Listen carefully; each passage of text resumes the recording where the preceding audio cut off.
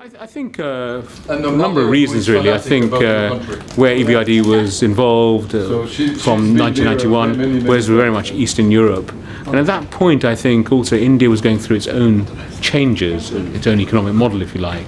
And EBRD was very much pushing a market-based, private sector-oriented economic model, and which India itself was moving towards, but hadn't yet fully moved towards. So I think partly it's a sort of being out of sync, if you like, with the way EBRD was going, where India was going. But I think also, frankly, they've had other bigger issues to deal with. This is not the big top of the table issue at the time. But I think they are now trying to look at this issue, I'm sure, because of the private sector focus of the new Indian government as well, to see whether if they joined EBRD they could learn about how we work with the private sector, that's the sort of thing. And even if they don't join EBRD, they could still learn about EBRD from just the engagement or visits and our work with Indian companies.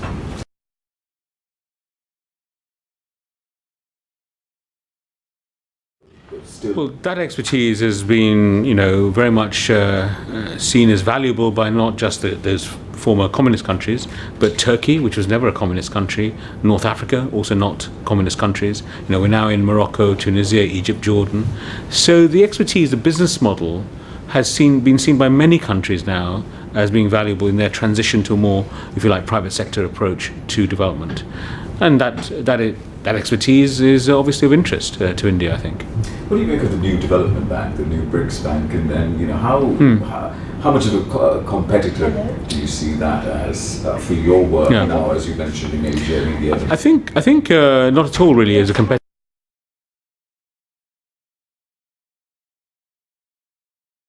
I see it very much as a complementary institution.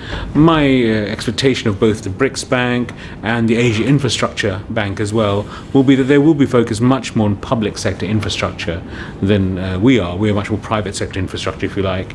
So it will be quite complementary. I actually look forward to the day when we would co-finance, we in EBRD would co-finance with the BRICS Bank or the Asia Infrastructure Bank some projects, say, in Central Asia, where we are likely to overlap, if you like, in terms of the geography.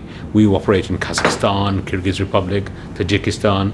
So to the extent that these banks, new banks, invest in those countries, I would really hope that we can actually cooperate and co-finance projects.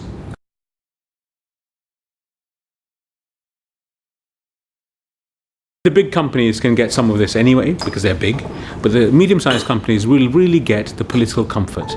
So first of all, they'll get the skills and expertise, the structuring of a project, the structuring of a deal that makes it viable, makes the project really bankable, it really achieve development returns as well as financial returns. They'll get that. But on top of that, if they ever get into trouble, if the project gets into trouble, EBRD has preferred creditor status. So that means that the country in which we're investing with the Indian partner, that country has to give us top priority. And it means that the company, the Indian company, is getting the political comfort, the political umbrella of the EBRD, because the country we're investing in is also a shareholder of EBRD. So they wouldn't want to mess with EBRD for that reason. And it's a really big, important part of why Indian companies and others invest with us.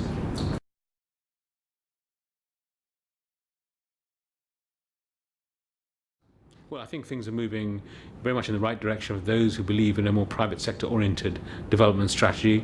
I think it does take time because what he's aiming for isn't just some incremental change. He's aiming for systemic change in India.